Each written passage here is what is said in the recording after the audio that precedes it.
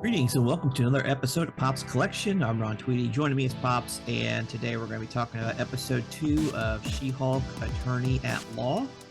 And the name escapes me for the episode name. I'm sure you have it pulled up. Superhuman Law. There you go. Okay. All right. And also, hello everybody. First of all, get your coffee, sit back, relax, take a sip. Probably not too long of an episode, but hey, for as long as we have it, we'll enjoy it. I do want you to notice that they also changed attorney at law for attorney for hire. Oh, yeah. But that was only because we got the opportunity there Yeah. To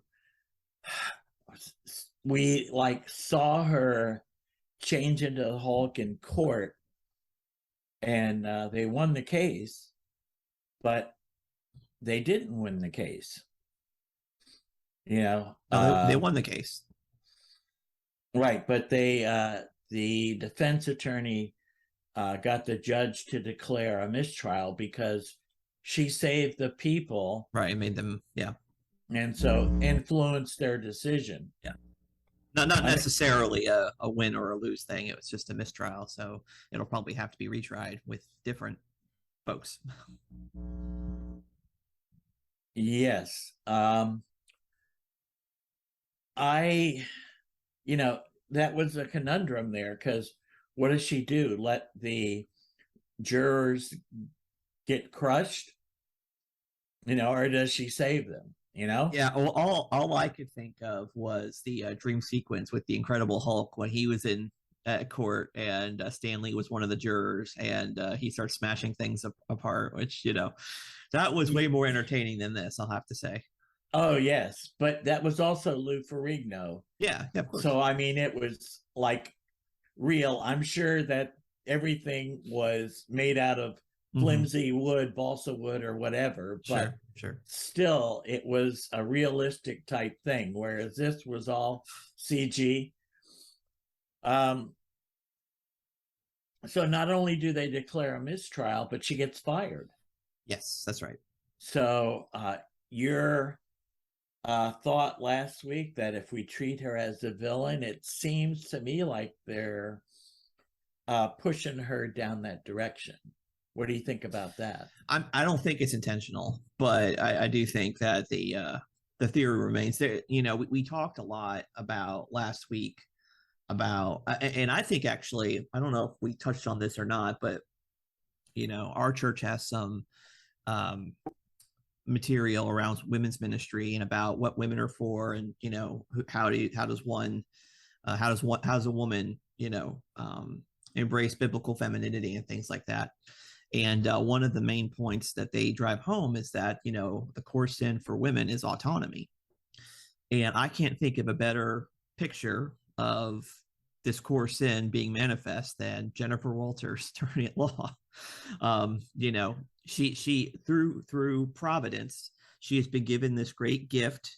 She has, and Bruce Banner tries to tell her, this is for something. There is a purpose behind this. There's a telos, and she rejects that and she wants to do her own thing. And we just find out right now how bad it is going for her at this point. She's dead set on making it work. Her choices work, and things are not going well for her. Not the way that she wants them to. As a matter of fact, we get this sequence of her applying for jobs and nobody wanting to hire her. Yes. And we eventually get the defense attorney. Yep. Let's see, what was it? Goodman, Lieber, Kurtzberg, and Holloway. Yeah. GLK&H. Yeah. And she first says, "What, you want to gloat?" And he's like, "No, I want to hire you." Yes. So she kind of immediately goes for that, which I think may have had something to do with, after that homage of her not getting a job, we had the family dinner time. And the only thing missing was Belky. Yeah. Yeah, it was good to see Marklin Baker again, Yes. reprising, or not reprising, but doing some television again. Obviously Perfect Strangers being one of my favorite comedies of all time. It's just good to see him again. But yeah, Yes. we definitely could use a Bronson Pinchot somewhere. Yes. That would have been really nice. It could have been he could have been a cousin or something. Cousin would have been perfect. Exactly. You know, so that would have been real But good. then would Meepos have to be canon in the MCU? Is Meepos an actual place? That would be the real question we have to answer. That is true. That is true. But we got some interesting, again, Mm-hmm. this is a comedy.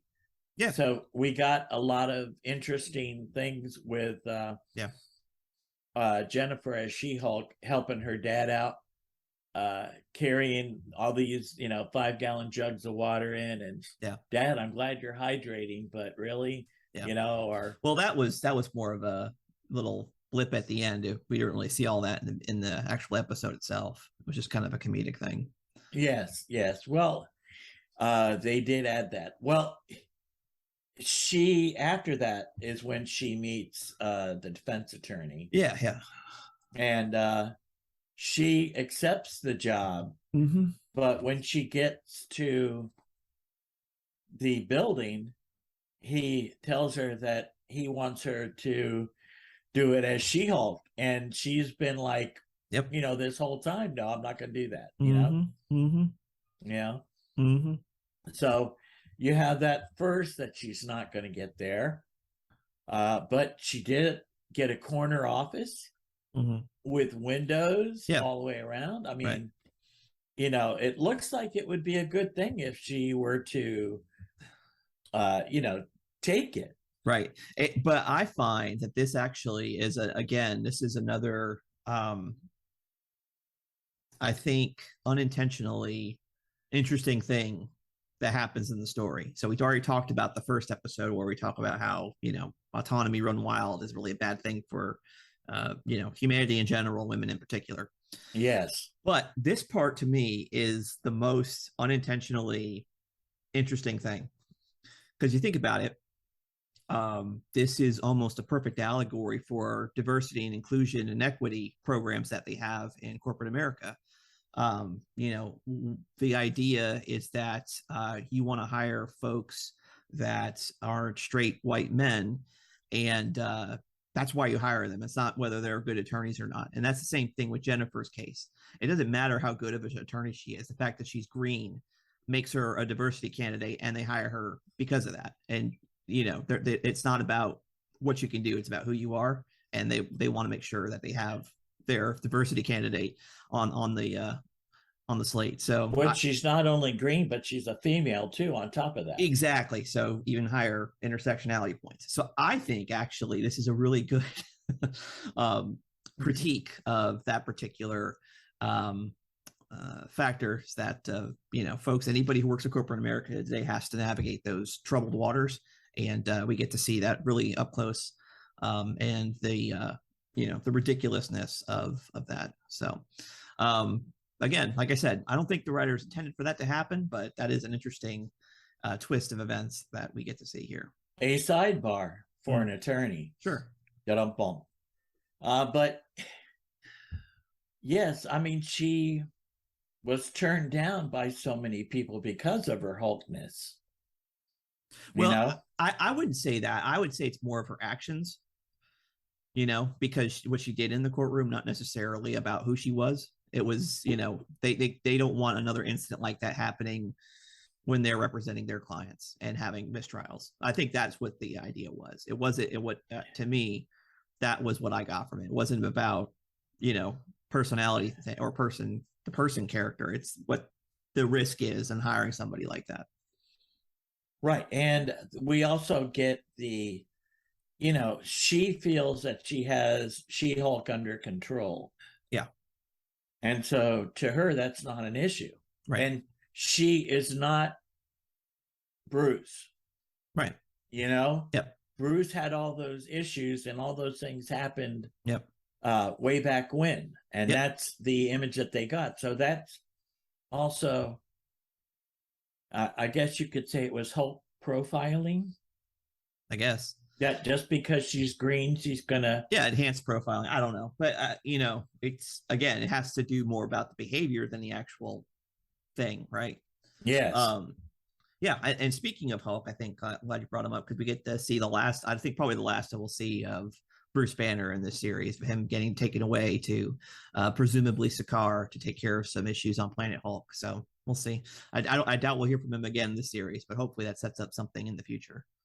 Well, I think that it could. And it also kind of makes me think about the end of Black Widow, Okay. where Nick Fury was on the ship and they were heading out to do something. I wonder if that was somehow might be a coordinated effort. That wasn't the end of Black Widow. That was the end of Far From Home. Oh, okay. You're right. I'm sorry. I'm a little foggy today.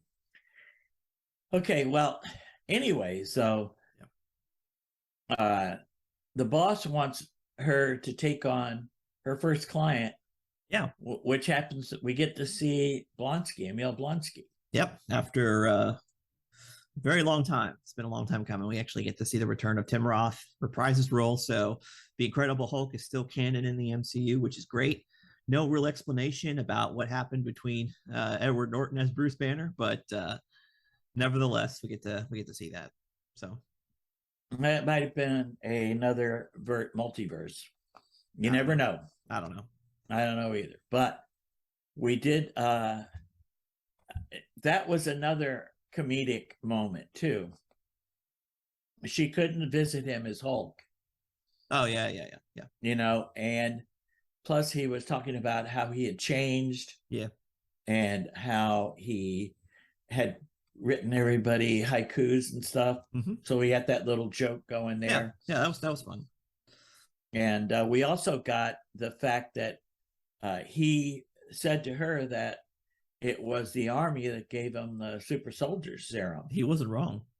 No, he wasn't, but he did try to enhance it himself, Oh, he did. Yeah, but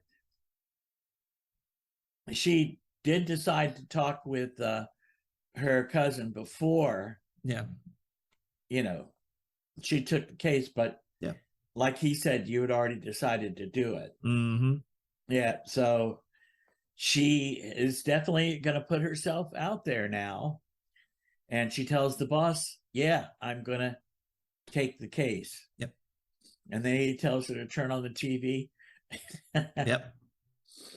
And seems that he broke out of jail and he's in an underground fight club as Abomination, Yeah, which we which he saw. told her he didn't. Yeah, but we Yeah, saw those he's events happening in Shang-Chi, so we know that that's reference back to that film. yes, yes, which that was, but we know that he told her that he wasn't turning into Abomination anymore, Right. right? Yep. Liar. But after we got that little scene, then we got the credits, Yeah. which I really love the credits on this. Mm-hmm. The artwork Yeah. to me is really, really nice. Yeah, it's fine. The courtroom drawings. It's pretty cool. Yeah. Yeah. I thought that it really fits well with the show. Yeah.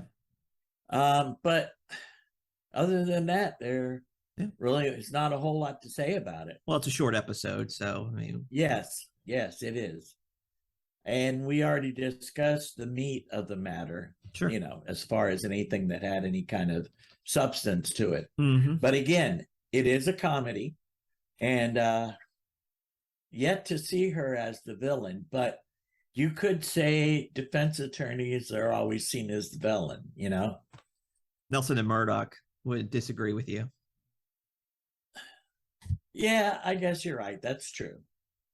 But Nelson and Murdoch, I don't know if they defend superheroes, so Uh, superhumans. well, I mean, we did. Peter Parker. Yeah, Peter Parker. was one of their clients. So I don't know. Yeah, yeah, that's true. I'm talking out my hat here, man. I don't know why I'm forgetting about that Spider-Man movie, but Yeah. I'm gonna have to go look at it again, I guess. Yeah. I am looking forward to my new DVD coming this week. I know it's highly anticipated. I'm gonna finally get Moon Knight on DVD. Okay. Yeah, yeah. I'll get to watch it all at once and see if it is any better. Yeah. But doubtful. All right. So, anything else you want to say about this episode? Nope. That's pretty Wow. much everything I got. Yeah, it's going to be a short episode. Yep. But who knows what episode 3 will bring for us next week. Yeah. Yeah. It'll be interesting. So anyway, thank you all for tuning in. We'll see you next week with episode 3 of She-Hulk Attorney at Law. And until then, goodbye. God bless. Goodbye. God bless. Tell your friends.